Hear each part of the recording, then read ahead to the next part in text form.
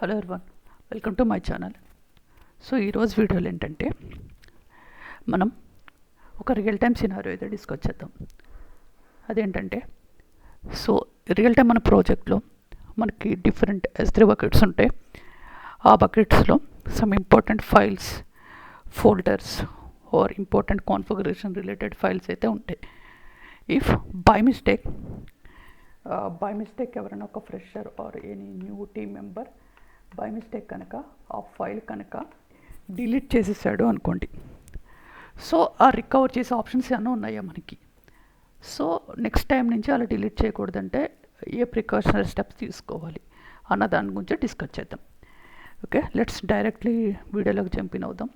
దానికన్నా ముందు detailed steps అన్నీ కూడా నేను ఈ బ్లాగ్లో రాసి పెట్టాను. సో దీని లింక్ నేను డిస్క్రిప్షన్లో అయితే పెడతాం. సో ఎవరైనా ఇంట్రెస్టెడ్గా ఉంటే ఒకసారి గో త్రూ అవ్వండి. Let's jump in to the video. So first of all మాకు బకెట్ ఉండాలి కూడా. బకెట్ అనేది క్రియేట్ చేస్తున్నా. బకెట్ నేమ్ గ్లోబల్గా యూనిక్ ఉండాలి కాబట్టి any random name I'm giving.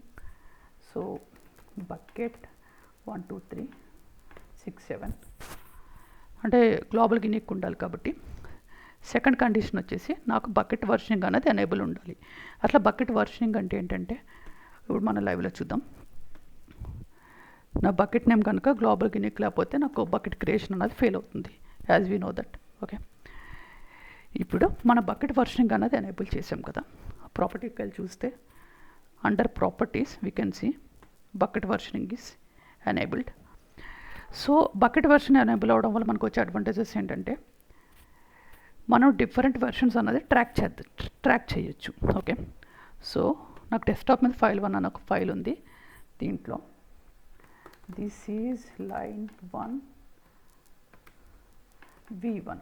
Okay, అంటే ఫైల్ యొక్క వర్షన్ 1 అని మనం సేవ్ చేద్దాం, మీన్స్ అప్లోడ్ చేద్దాం.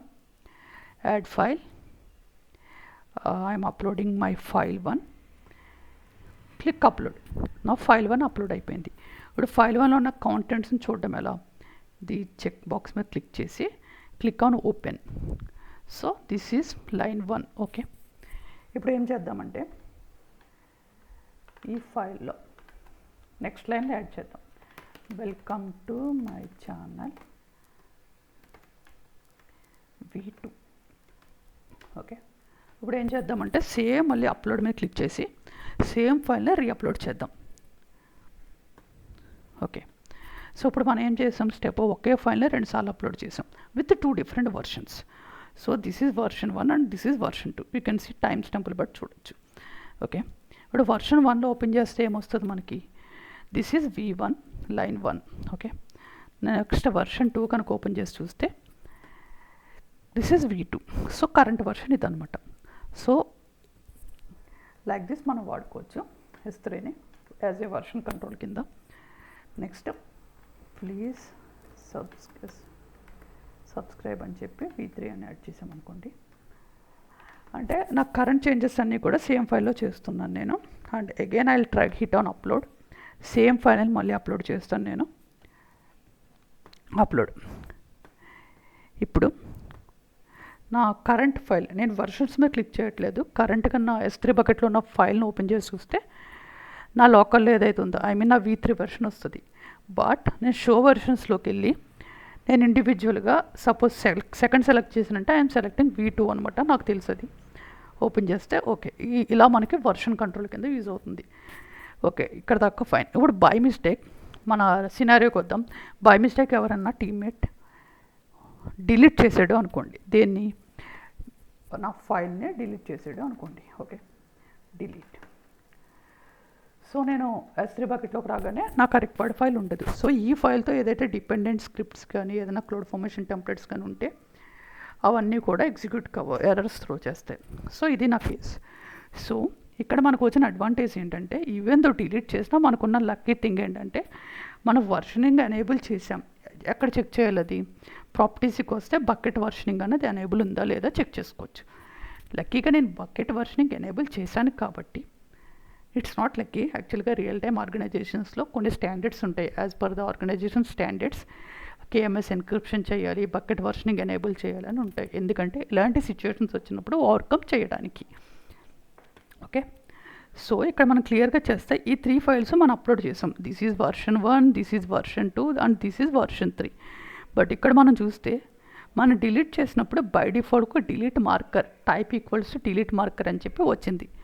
సో ఈ డిలీట్ మార్కర్ అనేది ఏం చేస్తుందంటే హోల్డ్ చేస్తుంది మన ఫైల్ని. సో దాన్ని క్లిక్ చేసి నేను డిలీట్ మీద క్లిక్ చేస్తే ఇక్కడ మనం చూస్తే పర్మనెంట్లీ డిలీట్. ఇందాక మనకి ఏమొచ్చింది, డిలీట్ అని ఒక్కటే వచ్చింది ఆప్షన్. మనం కాపీ పేస్ట్ చేయొచ్చు, ఆర్ టైప్ చేయొచ్చు, ఆర్ సెలెక్ట్ చేసి డ్రాగ్ అండ్ డ్రాప్ కూడా చేయొచ్చు. Okay, that is one short cut.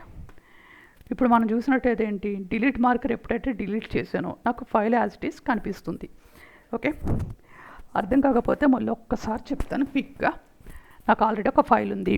Okay, file అన్నట్టు నేను డిలీట్ చేశారు, సమ్వన్ యాక్సిడెంటల్గా డిలీట్ అయిపోయింది. సో నాకు ఈ పర్టిక్యులర్ ఫైల్ మీద డిపెండ్ అయి ఉన్న అన్నీ కూడా డిలీట్ ఎర్రర్ త్రో చేస్తాయి ఆబ్వియస్గా. సో నేను బకెట్ వర్షన్కి ఎనేబుల్ చేసుకున్నాను. ఎక్కడ చెక్ చేయాలి, ప్రాపర్టీస్కి వెళ్ళి బకెట్ వర్షన్ చెక్ చేసి come back and show versions. ఈ పర్టికులర్ డిలీట్ మార్కర్ అనేది వస్తుంది ఎవరైనా డిలీట్ చేసినప్పుడు. మన టైం కూడా చూడొచ్చు ఎప్పుడు డిలీట్ చేశారు అన్నది. సో డిలీట్ మార్కర్ మీద క్లిక్ చేసి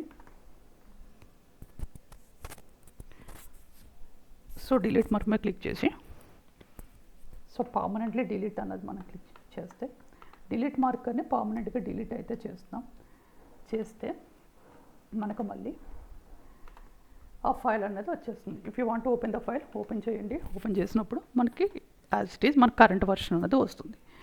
ఓకే, ఇక్కడ దాకా క్లియర్గా ఉంది.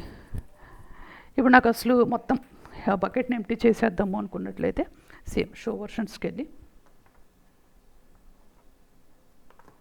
Same click on this delete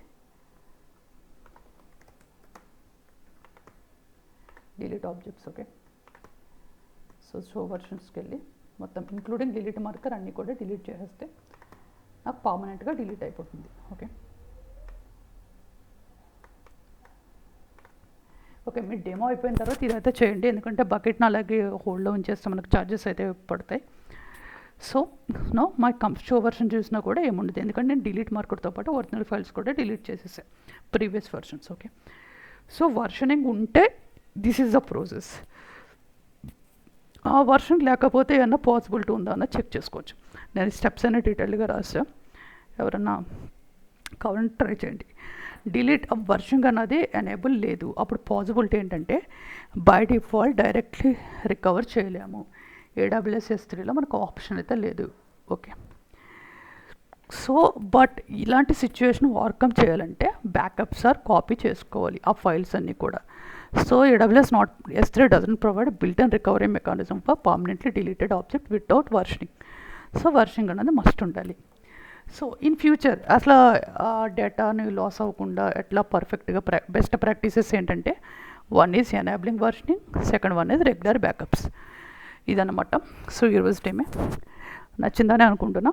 if you're viewing first time our channel, please subscribe. And ఛానల్లో రిమైనింగ్ వీడియోస్ అన్నీ కూడా ఒకసారి అబ్జర్వ్ చేయండి. దిస్ ఛానల్ ఈజ్ బేసికల్లీ ఎవరైతే AWSలో హ్యాండ్స్ ఆన్ చేద్దాం అనుకుంటున్నారో, స్టార్టింగ్ 0 to 5 years ఎక్స్పీరియన్స్ వాళ్ళు, ఆర్ వేరే డొమైన్స్ నుంచి వస్తున్న వాళ్ళు, బేసిక్ థింగ్స్ అనేది తెలియాలన్నమాట. ఈవెన్ దో మనం ఇంటర్వ్యూస్కి వెళ్ళినా కూడా మనకి బేసిక్స్ అన్నది మిస్ అవుతే వాళ్ళకి ఈజీగా అర్థమైపోద్ది. సో సేమ్ క్వశ్చన్ అడగొచ్చు, నాకు S3 బకెట్ ఉంది, దాంట్లో డేటా డిలీట్ అయింది, సో ఎలా రికవర్ చేస్తావు? If you don't know the practical aspect మనం చెప్పలేకపోవచ్చు. So that is the reason. ఇటువంటి బేసిక్స్ మీద బాగా ట్రై చేయండి. నా ఛానల్లో కూడా ఇవే ఎక్కువగా వీటి గురించే మాట్లాడుతూ ఉంటాం. ఓకే, సో నా బకెట్ ఎంటీ ఉంది కాబట్టి బిల్లింగ్ అవ్వకూడదు కాబట్టి నేను బకెట్ అయితే డిలీట్ చేస్తున్నా. Delete. Okay, that's it for this demo. Thank you.